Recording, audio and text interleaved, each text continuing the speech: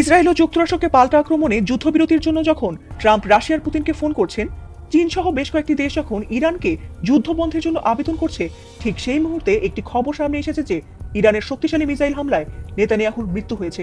আর এই খবর যখন বর্ণনা করছেন মার্কিন এক গোয়েন্দা কর্মকর্তা, তার বরাত দিয়ে ইরানের বেশ কিছু গণমাধ্যমও নেতানিয়াহুর নিহতের খবর প্রকাশ করেছে। ইরানের হামলায় নেতানিয়াহুর ভাই এবং তার দেশের বেশ কিছু ঊর্ধ্বতন কর্মকর্তার নিহতের খবর বর্ণনা করেছেন এই মার্কিন কর্মকর্তা স্কট রিডার। তিনি জানিয়েছেন কিভাবে ইরানের ভয়াবহ হামলায় কোনোভাবেই প্রতিরোধ করতে পারছে না ইসরায়েল, কিভাবে শক্তিশালী হামলায় নেতানিয়াহু সহ তার ভাই নিহত হয়েছেন।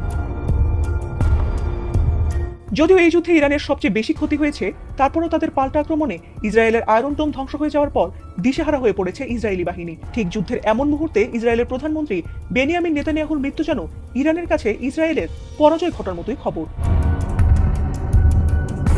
ইসরায়েলের সিজারিয়ায় অবস্থিত নেতানিয়াহুর পারিবারিক বাড়িতে নতুন করে ব্যালিস্টিক মিসাইল হামলা চালিয়েছে ইরান। আর সেই হামলায় এবার ইসরায়েলের প্রধানমন্ত্রী বেনিয়ামিন নেতানিয়াহু ও তার ভাই ইদ্দু নেতানিয়াহু নিহত হয়েছে বলে জানিয়েছেন স্কট রিডার। এমনকি সেই হামলায় ইসরায়েলের জাতীয় নিরাপত্তা মন্ত্রী ইতামার বেন গাভিরও গুরুতর আহত হয়ে হাসপাতালে আছেন, আর তার বাঁচার সম্ভাবনাও নেই, এমনটাই জানা গেছে এই গোয়েন্দার বরাতে। সম্প্রতি তিনি রাশিয়া সংবাদ মাধ্যম আরটিকে দেওয়া এক সাক্ষাৎকারে এসব দাবি করেন। সেই সাক্ষাৎকারে তিনি আরও দাবি করেছেন যে ইসরায়েলের সম্পূর্ণ ক্ষমতা দখল করতে চলেছে ইরান, আর এটাই এই যুদ্ধের বাস্তবতা বলেও জানিয়েছেন তিনি।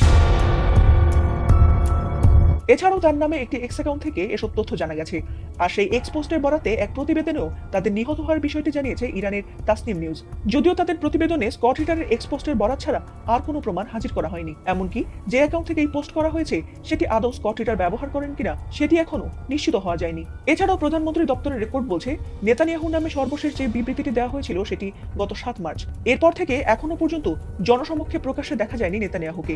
এমনকি এই ব্যাপারটি ভুয়া বলে উড়িয়ে দিয়ে সোমবারের একটি ছবিও প্রকাশ করেছে ইসরায়েল, কিন্তু সেটিকেও এআই বলে দাবি করছেন নেটিজেনরা, আর তাতেই বাড়ছে জল্পনা। তাহলে কি সত্যি নিহত হয়েছেন নেতানিয়াহু?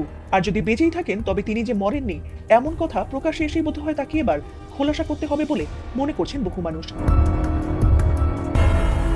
ফাতিমা সুলতানা।